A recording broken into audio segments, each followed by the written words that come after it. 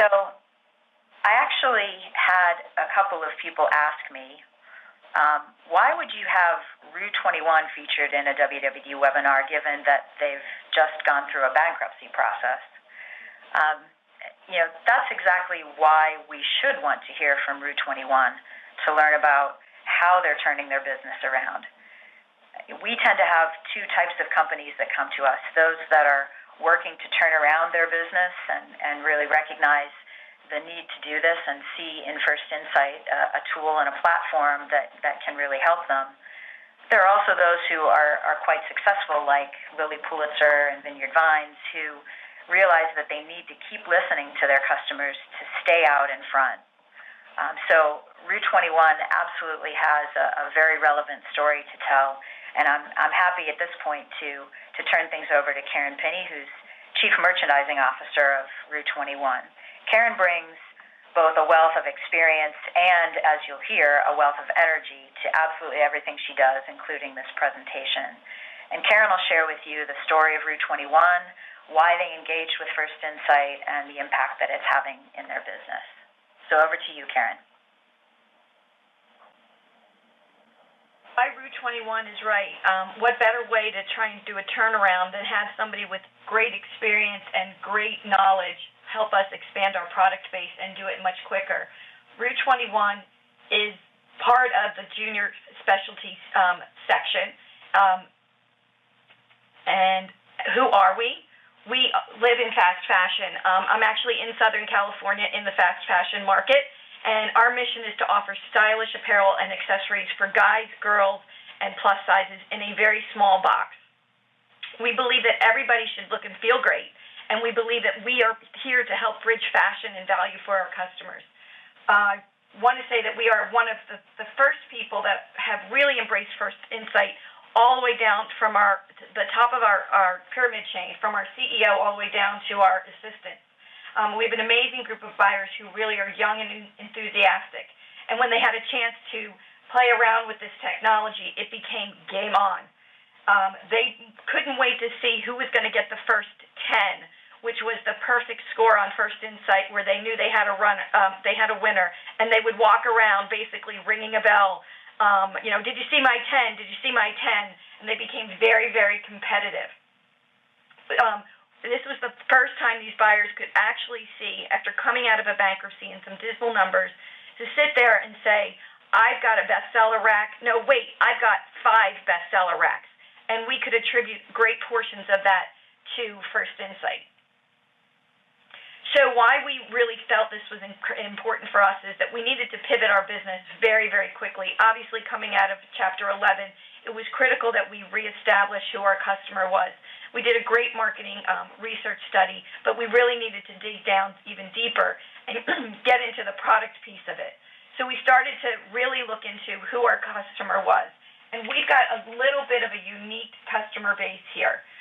We have a chain that's actually split down the middle. It's 750 stores, with about half of the stores living in what we would call a fashion-forward section or an urban section, and an on-trend or a more middle America section.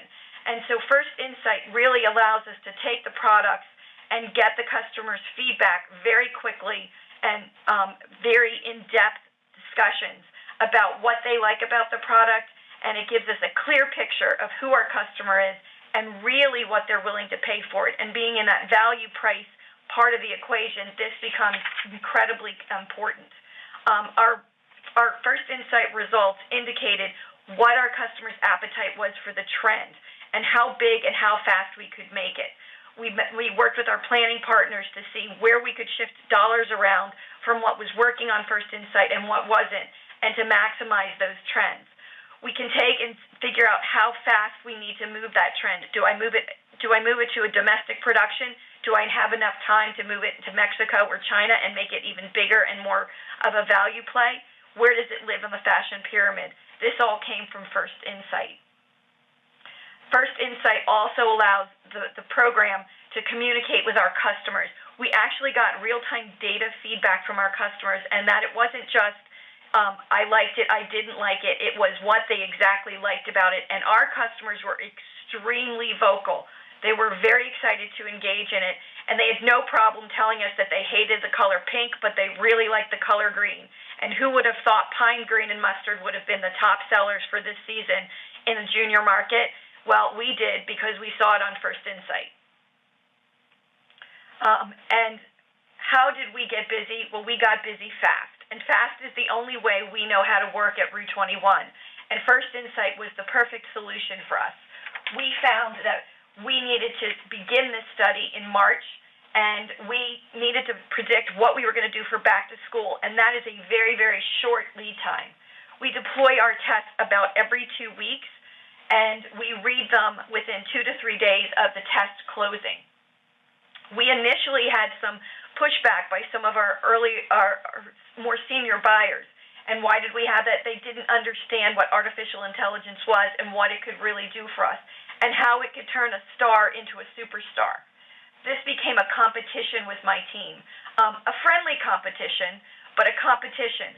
The girls' team had struggled for many years. The guys' team had been extremely successful. Well, the girls' team started to see success on First Insight, and as they like to say, they were coming for the guys' team, and we leveraged our First Insight findings to make sure that we were jumping on the right fashion at the right time, and we were making sure we were finding winners that could become grand slam home runs, not just a first base hit. Understanding our customer. Since our customer is split between two different segments, not only are they looking for value price, they're also split into a mindset. So they may be under the age of 21, but they still want to look 21. They may be 30, and they look in that mirror and they say, nope, I'm still pretty much 21. So we had to find the products that would actually work for both of those. We, in addition, needed to make sure that we addressed very different customers in those two different segments, the on-trend and our fashion-forward customers. And we were able to start pinpointing this by the questions that we were asking, where our customers were shopping. And we started to see more and more that Forever 21 and Charlotte Russe were popping up, but so were Walmart, Target, TJ, Marshalls, and Ross, which really told us we needed to focus in on the price compression piece of our value equation and make sure that we were really offering great fashion, great value at the right time, and more importantly, at the right price. We wanted to be able to reduce our markdowns and really clean up our floors very, very quickly. The deeper understanding of our customer. Somebody asked me once, how do you describe her? And I couldn't really come up with one, but this picture really describes it. These are my two customers, and we love her. And this is just in the girls' version. She is somebody who is hip and happening, and somebody who is also hip and happening in her own way. She sees it a little bit later on the trend curve. All of these items that you see are up here are items that we tested on First Insight and resulted in amazing numbers. The items on the left became an 85,000 unit buy that we were able to turn around in 8 weeks. The items on the right we were able to chase into, minus the denim jacket, within 4 weeks, and they became part of a 75,000 unit buy, both extremely successful with 80 to 85% sell-throughs expected at regular price. Reaching our customer. Well, as we talked about earlier, instant gratification is really part of what this sector is, and really what sets apart great retailers is making sure that they are getting their customers what they need in an instant, and we are making them happy. Well, in our world, it's a little bit more complicated. Instant gratification takes too long for this sector. They are constantly on their phones. They are constantly seeing what's happening. They are bombarded by social media. They are bombarded by, Snapchats, and they have no problem being very vocal on what they like and they don't like on Instagram. We started to move more and more of our testing to pick up on that Instagram piece, and you could see that 54% of our respondents were 17 and under, which is amazing, because how do you capture that information? They don't have credit cards. This was a great insight to us, and we were able to make some significant changes to our assortment and also to our sizing structure. The slide you see before you was the turning point for my team at rue21. This was a First Insight test that we ran versus an in-store test. The shoe that you see is an example of a kitten heel shoe, and it was something that was really, really pushed by the junior shoe market. And we looked at it, and I was like, I don't think so. So we tested this against a group of shoes that were a little bit more traditional in heel. We got this up on First Insight in a matter of 3 days once we saw the assortment, and I started to be a little nervous. And we were able to get the feedback back from First Insight. After we launched the test, got everything in within 2 days, we were able to change the production time, change the heel. We already owned all of the base raw materials, but we were able to change the heel and the sole of the construction of the shoe and put it into the right product. And what did that do for us? Well, literally, this would have been a $2 million markdown. So what happened with this? We read these results as a team. And when my team saw what this could do, it completely changed the dynamics. They were testing maybe 3-4 items a week. It went exponentially up from there. The other great part, and this is one of the things that we really embrace from First Insight, is what our customer is willing to pay. Because we are in that value price sector and we really need to offer great value and great fashion at the same time, we were able to use the First Insight tools to see where we could capture the bulk of the demand. We found that at $12, we would get 60%. But if we ran it at a $10 promotion, we would create 83% of the demand would be captured. So we were able to go back, increase our buys, leverage our fabric, get better costing, and really turn a lot more units and create a sense of urgency with our customer because we knew what price it was. We didn't have to play around with it. We bought the exact amount. We got in, we got out, and we went on to the next thing. Optimizing our assortment, another favorite here with First Insight. Because we have two different segments that we go to, our on-trend and our fashion-forward, we will run tests that are across both lines. This happens to be a vertical stripe. We also included horizontal stripes. This test here was a home run for us. Why? Because you can see that our on-trend customer, which is what is a little bit slower to react to fashion, was a 3 on the value scale, which means they really didn't get it yet. But our fashion-forward customer was a 9, and they totally understood this, and they knew that this was something great. But what was even more important, there was no problem with the price that we wanted. The sentiment was 55% of the customer base had a reaction to it, and it was at a 9, which to us means slam dunk, home run, close the door, we're ready, we're going to buy this, and we're going to buy this big. Business impact. How does this First Insight really affect us? Well, runway debut. It's not really a runway debut. What we like to say is it's the Instagram effect. So this is where the customer is really seeing it on Instagram. It's on Cardi B. It's on Drake. It's on Drake's Boys. It's on the Kardashians. They're seeing it out there in real life versus just on a catwalk. So we pull that information and we use that to figure out where we're going to put that on our fashion trend. So if you think about the fashion trend being at 12 o'clock, and that's where Instagram lives, our customers who are fast fashion live at the 1 o'clock time cycle. So they have now just seen it on Instagram, and they're starting to talk about it. And our on-trend customers, which really live at 2 o'clock, have seen it on their friends, not just on Cardi B, and now they're ready to buy. So this really helps us gauge when and where to launch the products. We may test a product, not get the results that we think are right. It may be too fast in the trend cycle, and we'll go back and retest it and see where it moves on the value portion of the equation. If it starts to move higher up the scale, we know we're just starting to climb the trend line. The right trends, the right time, the right segment, this is really what the crux of First Insight is for us. It's the initial value assessment. We gained 6 percentage points in margin just on the short amount of time that we have been able to use First Insight. And where are we going next? Well, First Insight is helping rue21 move forward and take back our market share. We're leveraging our pricing information to better cater to our value customer, to look for great fast fashion products, which is what I'm doing here in sunny LA at this early hour of the morning. And we are maximizing this. We are leveraging fabrics. We are leveraging trends.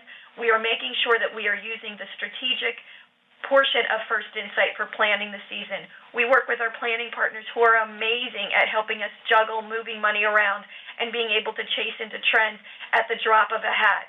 We also sit there and we build a very informed base with our vendors. We tell them that we want a First Insight. They are very quick to provide their showroom samples for us, or go to our print houses and have prints included. And even better yet, we're working on a swim assortment. Who wants to buy swim? What do you know about swim so far out, and especially in a fickle world with teenagers? Well, we got some great First Insight results, and for the first time in probably 3 years, the swim team is very confident about what they're buying in the swim market. So, what do we do with all of this information? I can tell you every Saturday or Sunday morning when our administrator sends out the test results, my phone sounds like a slot machine. It is text messages that are going off or emails that are going off between the buyers and to me saying, did you see what I got on First Insight? Did you see my 10? Did you see my 7? Don't worry, I've got this, and this coming in. Or if it wasn't good, they start to dig into the questions that we ask the customers and what did they respond. It didn't come out well, we only got a 6, but you know what? We only got a 6 because they didn't like the color red. But they liked the color blue, so we transferred all of the assortment into the right colors, so we still had a home run. Those questions that the customers answered for us gave us just as much insight into any test that we would have run in our stores. And as said earlier, we really did a lot of testing in our stores, but only about 3% we reacted to. Here with First Insight, we've got clear definitions of what a successful test is and how we can maximize it. We had a test that was so good, our product was on a 3 weeks of supply for back to school. We went back after that product for holiday. It is going to be a major statement, and we're talking 100,000 units of a look, of a style, at a price that we know our customer has already reacted to. And to me, that smells like we're printing money. And all fast fashion needs to be fast, right? I mean, we can't just say we are fast. We really need to be fast. We got to jump those hurdles we talked about. We need to have a strategy, and First Insight gives us that ability to have the strategy. We sit and talk about every test. What worked, what didn't, what could we do better? Where are the opportunities for us? Speed and accuracy are so critical, and especially in this sector, that 18 to 22-year-old where you get the attention span of 5 minutes, if you're lucky, when they peek up from their phones. We need to make sure that we're getting the right product in front of them very, very quickly, and we are cutting down the outside noise. By getting the right product, we reduce our markdowns. We can constantly have new flow of product. It gets my team out to Los Angeles every 4 weeks. We're delivering new product every 4 to 5 weeks based on the First Insight strategy in a lot of categories, and that says a lot. We're also delivering product out of China as quick as 8 weeks from the results of First Insight. That's unheard of. That, to me, is true speed to market.